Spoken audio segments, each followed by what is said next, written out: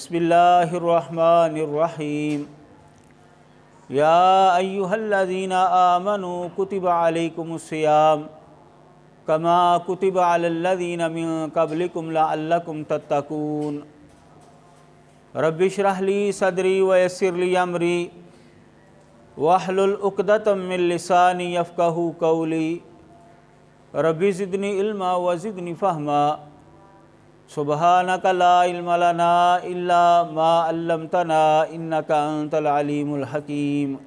اللہ تبارک و تعالیٰ نے ہماری زندگی میں ایک دفعہ پھر رمضان کی بابرکت ساعات سے فائدہ اٹھانے کا ہمیں موقع دیا۔ جو انسان اس سے بھرپور فائدہ اٹھائے گا دینی اعتبار سے، تقوی اور للہیت کے اعتبار سے، وہ کامیاب و کامران ہے۔ اور جو انسان رمضان سے پہلے بھی اللہ اور اللہ کے رسول کی نافرمانی میں وقت گزارتا رہا اور رمضان کے آنے کے باوجود اس کے اوپر کوئی اثرات مرتب نہیں ہوئے، تو وہ انسان خائب و خاسر اور ناکام ہے۔ رسول اللہ صلی اللہ علیہ وسلم کے زمانے میں دو طرح کے افکار پائے جاتے تھے۔ ان میں سے ایک فکر قرآن مجید نے اس کا تذکرہ یوں کیا ہے، وَقَالُوا مَا هِيَ إِلَّا حَيَاتُنَا الدُّنْيَا نَمُوتُ وَنَحْيَا وَمَا يُهْلِكُنَا إِلَّا الدَّهْرُ، کہ لوگوں نے کہا کہ ہماری یہ جو دنیاوی زندگی ہے بس یہی ہے، اسی کے اندر ہم نے زندگی گزارنی ہے دنیا میں اور اسی میں مر جانا ہے۔ مرنے کے بعد دوبارہ جی اٹھنا، حساب و کتاب، اس کا کوئی تصور نہیں ہے۔ وما یہلکنا الا الدہر، اور ہمیں جو موت آتی ہے نا، یہ زمانے کی گردش کی وجہ سے ہی آتی ہے۔ اللہ تبارک و تعالیٰ فرماتے ہیں وَمَا لَهُمْ بِذَلِكَ مِنْ عِلْمٍ إِنْ هُمْ إِلَّا يَظُنُّونَ، ان کے پاس کوئی یقینی بات نہیں ہے، یہ صرف ظن اور گمان سے بات کرتے ہیں، کوئی دلیل ان کے پاس نہیں ہے۔ یہ فکر جن لوگوں کے اندر پائی جاتی تھی وہ یہ سمجھتے تھے کہ دنیا ہی ہمارا سب کچھ ہے، مرنے کے بعد نہ ہمیں زندگی ملے گی، نہ کوئی حساب و کتاب ہوگا، اس لیے دنیا میں ہی جو ہم نے فائدہ حاصل کرنا ہے وہ کر لیں۔ دور حاضر کے اندر بھی لوگوں میں یہ نظریہ پایا جاتا ہے کہ دنیا کما لو، بس دنیا کے اندر فوائد حاصل کر لو، دنیا ہی سب کچھ ہے۔ تو جن لوگوں کے اندر یہ چیز پائی جاتی تھی وہ حرام حلال کی کوئی تمیز نہیں کرتے تھے، ظلم کرنا بھی وہ روا سمجھتے تھے، یعنی جس طرح بھی دنیا حاصل ہو سکتی ہے نا وہ ہم نے حاصل کرنی ہے۔ قرآن مجید میں اللہ تبارک و تعالیٰ نے ایسے لوگوں کی یہ کیفیت بیان کی، یأکلون کما تأکل الانعام، یہ ایسے کھاتے ہیں جیسے جانور کھاتے ہیں، کوئی حد بندی نہیں ہے، کوئی قید نہیں ہے، کوئی اصول اور ضابطہ نہیں ہے، حرام حلال کی کوئی تمیز نہیں ہے، جانوروں جیسی زندگی گزار رہے ہیں یہ لوگ۔ فالنار مثوی لہم، آگ ان کا ٹھکانہ ہے۔ جیسے ہی یہ مریں گے آنکھیں بند ہوں گی تو ان کو پتہ چل جائے گا۔ نبی علیہ الصلوۃ والسلام کے زمانے میں ایک فکر یہ پائی جاتی تھی، یہ بالکل انتہا تھی کہ دنیا ہی سب کچھ ہے، دنیا کما لو، جو مرضی کھا لو، جیسے مرضی کھا لو، بس یہی سب کچھ ہے۔ اور دوسری فکر یہ تھی، دوسرا نظریہ یہ تھا کہ کچھ لوگوں نے جب دیکھا کہ یہ دنیا دار لوگ ہیں اور ان کے اندر کوئی تمیز نہیں ہے، کوئی حدود و قیود نہیں ہے، تو انہوں نے دنیا سے کنارہ کشی اختیار کر لی کہ دنیا کچھ بھی نہیں ہے، اور وہ جنگلوں میں نکل گئے، حلال چیزیں بھی کھانے سے پرہیز کرنا شروع کر دیا انہوں نے، لوگوں کے ساتھ تعلقات بنانے سے بھی گریز کرنا شروع کر دیا انہوں نے، دنیا داری سے بالکل کٹ گئے۔ یہ ایک دوسری انتہا تھی۔ قرآن مجید میں اللہ تبارک و تعالیٰ نے ایسے لوگوں کا تذکرہ کیا ہے، وَرَهْبَانِيَةً ابْتَدَعُوهَا مَا كَتَبْنَاهَا عَلَيْهِمْ۔ یہ رہبانیت جو ہے انہوں نے خود تراشی ہے، ہم نے ان کے اوپر لاگو نہیں کی تھی۔ اللہ تعالیٰ نے یہ حکم نہیں دیا تھا کہ تم جنگلوں میں نکل جاؤ، دنیا داری کو چھوڑ دو، بالکل کٹ کے جو ہے وہ رہ جاؤ، نہیں، یہ ہم نے ان کے اوپر یہ حکم لاگو نہیں کیا تھا، یہ انہوں نے خود اپنے فہم کے ساتھ، اپنے نظریے کے ساتھ اس کو جاری کیا تھا، لیکن پھر اس کا انہوں نے خیال بھی نہیں رکھا۔ یہ دوسرا نظریہ تھا۔ اللہ تبارک و تعالیٰ نے ایسے ہی لوگوں کے حوالے سے فرمایا، قُلْ مَنْ حَرَّمَ زِینَةَ اللَّهِ الَّتِی أَخْرَجَ لِعِبَادِهِ وَالطَّیِّبَاتِ مِنَ الرِّزْقِ۔ اللہ تعالیٰ نے جو زینت اپنے بندوں کے لیے مقرر کی ہے، نکالی ہے، پیدا کی ہے، اے نبی آپ ان سے پوچھئے کس نے یہ حرام کیا ہے؟ اور جو پاکیزہ رزق ہے یہ کس نے حرام کیا ہے؟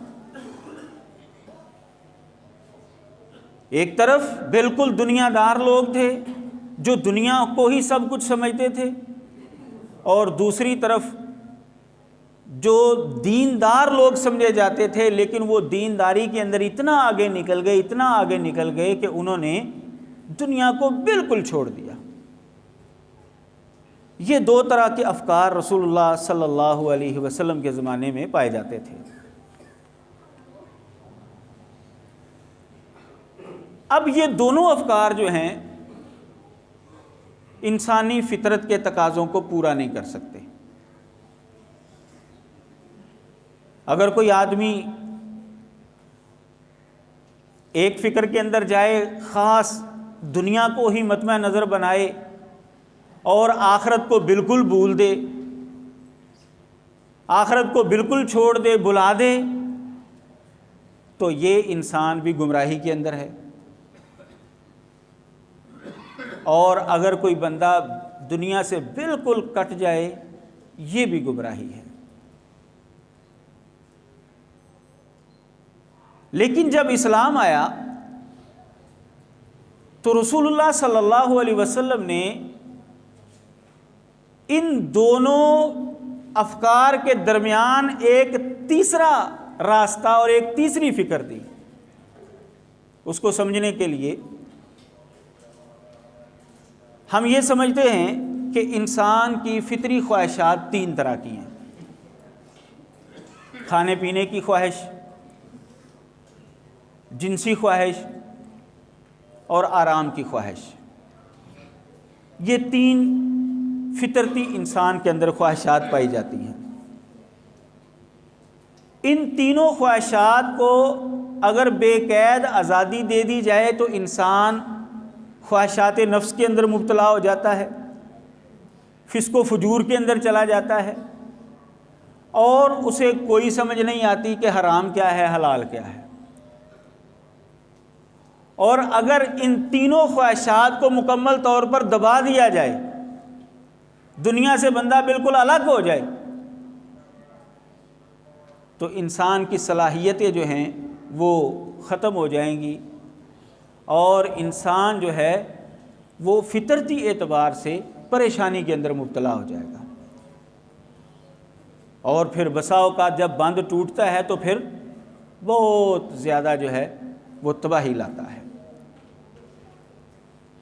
تو رسول اللہ صلی اللہ علیہ وسلم نے ان دونوں انتہاؤں کے درمیان ایک درمیانی راستہ دیا کہ دنیا بھی استعمال کرنی ہے، لیکن دنیا کو مکمل طور پر اپنے اوپر حاوی بھی نہیں ہونے دینا۔ دین اور دنیا اور آخرت دونوں کو ساتھ لے کر چلنا ہے۔ اسی چیز کی نشاندہی اور اسی چیز کی طرف اشارہ قرآن مجید کی اس آیت کے اندر موجود ہے، یا ایھا الذین آمنوا کتب علیکم الصیام کما کتب علی الذین من قبلکم لعلکم تتقون، کہ اے ایمان والو تمہارے اوپر روزہ رکھنا فرض کر دیا گیا ہے جیسے کہ تم سے پہلے لوگوں پر فرض کر دیا گیا، تاکہ تم تقوی اختیار کرو۔ اب انسان روزے کی حالت میں بھوک اور پیاس برداشت کرتا ہے، کھانے پینے کی خواہش کے اوپر کنٹرول کرتا ہے، جنسی خواہش کے اوپر بھی وہ کنٹرول کرتا ہے، حلال کھانا اس کے پاس موجود ہے، نہیں کھا رہا روزے کی حالت میں، جنسی خواہش بھی پوری کرنے کے ذرائع موجود ہیں، نہیں پوری کر رہا۔ تو یوں انسان روزے کی وجہ سے ان دونوں انتہاؤں کے درمیان جو راستہ ہے اس کا پابند ہو جاتا ہے، اس کے اندر حدود و قیود آ جاتی ہیں۔ روزے کے اثرات اس کے اوپر مرتب ہوتے ہیں کہ وہ دنیا کو بھی ساتھ لے کر چلتا ہے اور آخرت کو بھی ساتھ لے کر چلتا ہے، اور تیسری کیفیت کے اوپر بھی کنٹرول حاصل ہو جاتا ہے کہ جب افطاری کی ہے، افطاری کرنے کے بعد آرام کرنے کا دل چاہتا ہے، لیکن تھوڑی دیر بعد ہی مؤذن اذان کہتا ہے تو انسان سنن اور فرائض ادا کرنے کے لیے اپنے آرام کو چھوڑ دیتا ہے، اور پھر ایک لمبی نماز پڑھنے کی اس کی آرزو ہوتی ہے، نماز تراویح کے اندر وہ کھڑا ہوتا ہے، اپنے آرام کو ترک کرتا ہے، اور پھر پورا مہینہ جو ہے اسے روٹین سے ہٹ کر سحری کے وقت اٹھنا پڑتا ہے۔ یہ پورا مہینہ اس کی یہ کیفیت رہتی ہے، یعنی وہ اپنے آرام کو بھی کنٹرول کے اندر کرنا جو ہے وہ جان جاتا ہے کہ میں نے خوراک یہ بھی اللہ اور اللہ کے رسول کے حکم کے مطابق استعمال کرنی ہے، میں نے جنسی خواہش بھی اللہ اور اللہ کے رسول کے حکم کے مطابق پوری کرنی ہے، اور میں نے اپنے جسم کو آرام بھی اللہ اور اللہ کے رسول کے حکم کے مطابق دینا ہے۔ تو یہ ہے روزے کا فائدہ کہ نبی علیہ الصلاۃ والسلام کے زمانے کے اندر جو دو انتہائیں پائی جاتی تھیں، روزے کے ذریعے اللہ تبارک و تعالیٰ نے انسانوں کو یہ سبق دیا ہے کہ تم نے ان دو انتہاؤں کے درمیان چلنا ہے، نہ تو تمہاری یہ فطری خواہشات بے مہار ہونی چاہیے، اور نہ ہی ان کو اتنا دبانا ہے تم نے کہ تمہاری فطرت جو ہے وہ تحریف ہو کر رہ جائے، بدل کر رہ جائے۔ ایسا نہیں کرنا، تم نے دونوں چیزوں کو ساتھ لے کر چلنا ہے۔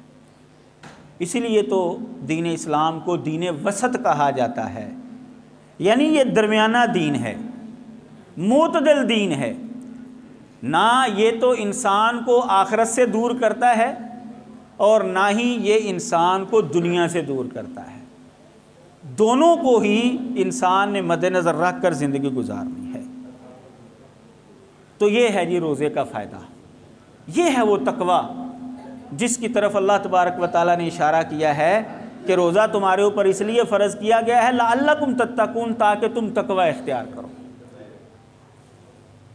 اب اس تقوی کے اوپر جو ہے ممد اور معاون کون کون سی چیزیں ہیں، ہم کون سے اعمال کریں کہ جس کے نتیجے میں روزے کی وجہ سے جو تقویٰ حاصل ہوتا ہے، جو اللہ اور اللہ کے رسول کی فرما برداری حاصل ہوتی ہے، جو درمیانی راستہ ہمیں ملتا ہے، اس کو مزید کیسے پختہ کیا جا سکتا ہے اور کیسے مزید اس سے فائدہ اٹھایا جا سکتا ہے، وہ کون سے اعمال ہیں؟ تو جب ہم نبی علیہ الصلاۃ والسلام کے فرامین دیکھتے ہیں تو ہمیں یہ بات معلوم ہوتی ہے کہ پہلی چیز جس کی وجہ سے تقوی کے اندر تعاون ملتا ہے اور تقوی مضبوط ہوتا ہے اور مزید بڑھتا ہے، وہ نوافل کی مقدار کے اندر اضافہ ہے۔ فرائض تو مسلمان نے ادا کرنے ہی کرنے ہیں، اس کے بغیر تو کسی مسلمان کا گزارا ہے ہی نہیں، یہ تو لازمی ہے۔ لیکن اگر اس کے ساتھ ساتھ ایک مسلمان نوافل کی مقدار کے اندر اضافہ کر دے روزے کی حالت میں، تو اس کے تقوی کو مزید 4 چاند لگ جاتے ہیں۔ رسول اللہ صلی اللہ علیہ وسلم نے فرمایا کہ اللہ تبارک و تعالیٰ نے فرمایا ہے، اقرب ما یکون العبد من ربہ وہو ساجد۔ نبی علیہ الصلوۃ والسلام فرماتے ہیں کہ اللہ تعالیٰ کے سب سے زیادہ قریب انسان سجدے کی حالت میں ہوتا ہے۔ صحیح مسلم کے اندر یہ حدیث موجود ہے۔ تو اگر ہم سجدے زیادہ کریں گے تو اللہ تبارک و تعالیٰ کا قرب زیادہ حاصل ہوگا، تقویٰ زیادہ حاصل ہوگا۔ نوافل کی مقدار بڑھا دیں گے تو ہمارا تقویٰ جو ہے اس کو 4 چاند لگ جائیں گے۔ حضرت ابو ہریرہ رضی اللہ تعالیٰ عنہ حدیث کے راوی ہیں، رسول اللہ صلی اللہ علیہ وسلم نے ارشاد فرمایا کہ اللہ تعالیٰ نے فرمایا ہے، من عاد لی ولیا فقد آذنتہ بالحرب، جس نے میرے ولی سے دشمنی اختیار کی، میرا اس کے خلاف اعلان جنگ ہے۔ اللہ تبارک و تعالیٰ کا ولی اور دوست متقی ہے، پرہیزگار انسان ہے۔ جو کوئی کسی نیک انسان کے خلاف سازش کرتا ہے، اسے تنگ کرتا ہے، اس سے دشمنی رکھتا ہے، اللہ تعالیٰ کا اس کے خلاف اعلان جنگ ہے۔ اور فرمایا وما تقرب الی عبدی بشیء احب الی مما افترضتہ علیہ، سب سے زیادہ میرا قرب کسی بندے کو حاصل ہوتا ہے نا، ان اعمال کے نتیجے میں حاصل ہوتا ہے جو میں نے اس کے اوپر فرض کیے ہیں۔ فرائض کے ذریعے سب سے زیادہ اللہ کا قرب حاصل ہوتا ہے، کیونکہ اس کے بغیر تو مسلمان کا گزارا نہیں ہے۔ یہ تو اللہ تعالیٰ کا آرڈر اور حکم ہے۔ 5 نمازیں جو ہم نے پڑھنی ہیں، یا رمضان کا روزہ رکھنا ہے، استطاعت ہے تو بیت اللہ کا حج اور عمرہ کرنا ہے، اور اگر صاحب نصاب ہے تو زکوٰۃ ادا کرنی ہے۔ اس کے بغیر تو ایک مسلمان جو ہے وہ مسلمان شمار ہی نہیں ہوتا۔ یہ تو لازمی کام کرنا ہی کرنا، اور اس کے ذریعے جو ہے اللہ تعالیٰ کا قرب سب سے زیادہ ہوتا ہے۔ لیکن آگے فرمایا، اللہ تعالیٰ فرماتے ہیں وما یزال عبدی یتقرب الی بالنوافل، ایک بندہ جو ہے ہمیشہ نوافل کے ذریعے میرا قرب حاصل کرتا رہتا ہے، حتیٰ احبہ، حتیٰ کہ میں اس سے محبت کرنا شروع ہو جاتا ہوں۔ جتنے زیادہ نوافل ادا کرے گا اللہ تبارک و تعالیٰ کا، اتنا ہی وہ محبوب ہوتا جائے گا۔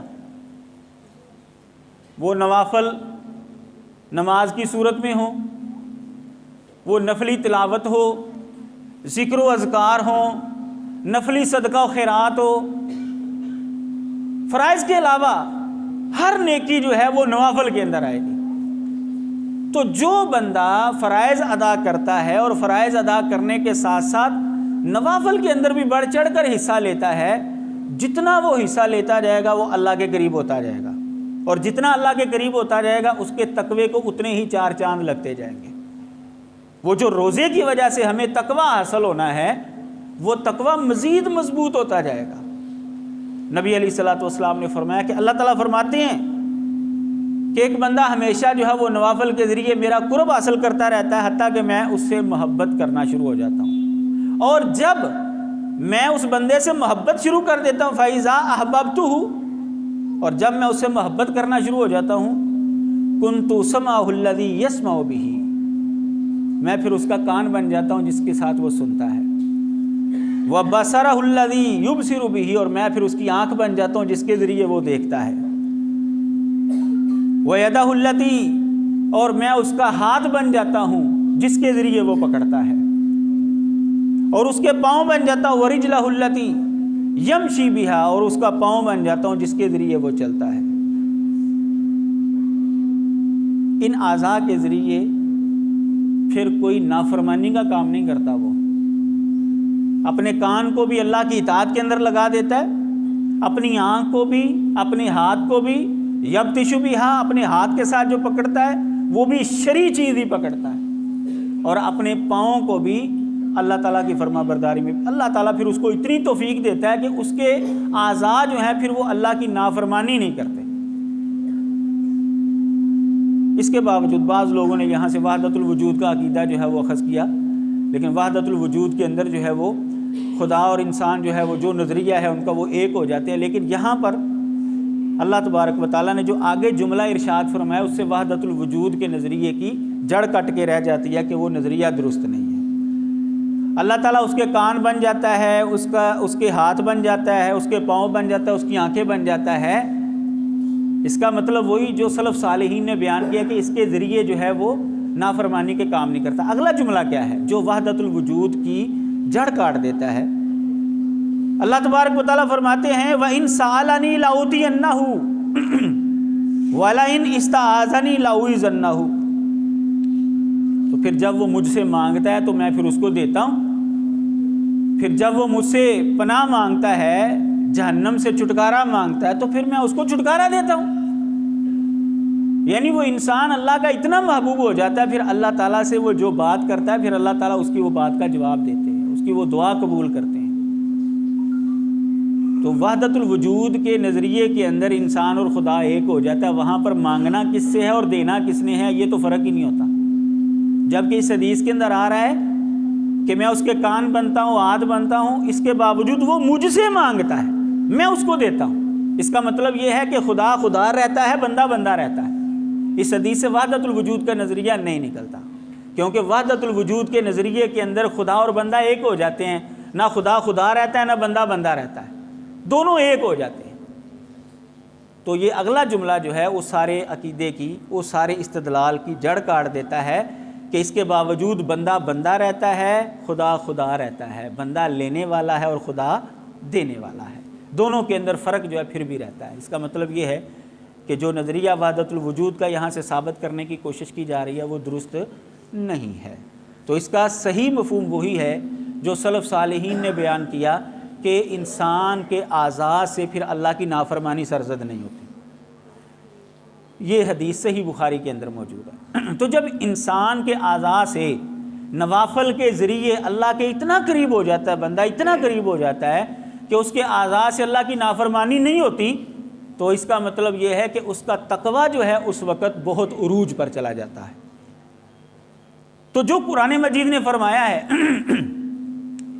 یا ایھا الذین آمنوا کتب علیکم الصیام کما کتب علی الذین من قبلکم لعلکم تتقون، تمہیں تقویٰ مل جائے گا جب تم روزہ رکھو گے. تو اس تقوی کو مضبوط کرنے کے لیے ہمیں روزے کی حالت میں زیادہ سے زیادہ جو ہے وہ نفلی اعمال کرنے ہیں. فرائض تو ہم نے ادا کرنے ہی کرنے ہیں، لیکن اس کے ساتھ ساتھ نفلی جو عبادات ہیں، صدقہ و خیرات ہو، تلاوت ہو، نفلی نماز ہو، اور اسی طرح جو ہے اگر پہلے کسی نے عمرہ کر لیا نفلی عمرہ کر لے. یعنی کوئی بھی نفلی عبادت جو ہے وہ زیادہ سے زیادہ کرے گا تو پھر اس کا تقویٰ جو ہے وہ بہت ہی زیادہ مضبوط ہو جائے گا. تو ہمیں یہ بات معلوم ہوئی کہ اسلام نے دو انتہاؤں کے درمیانی راستہ بتایا ہے، اور روزے والی جو آیت ہے قرآن مجید کے اندر وہ آیت ہمیں اس کی طرف لے جاتی ہے جو درمیانی راستہ ہے. نہ تو ہم نے بالکل دنیا کو ترک کرنا ہے اور نہ ہی دنیا کو اپنے اوپر حاوی ہونے دینا ہے، ہم نے درمیان میں رہنا ہے. اور اسی کو اللہ تبارک و تعالیٰ نے تقوی کا نام دیا ہے. اور تقوی کو مضبوط کرنے کے لیے ایک چیز میں نے آپ کے سامنے ابھی رکھی ہے کہ وہ ہے نوافل کے اندر کثرت. اللہ تبارک و تعالیٰ ہر ایک کو سمجھنے کی توفیق عطا فرمائے. وآخر دعوانا ان الحمد للہ رب العالمین.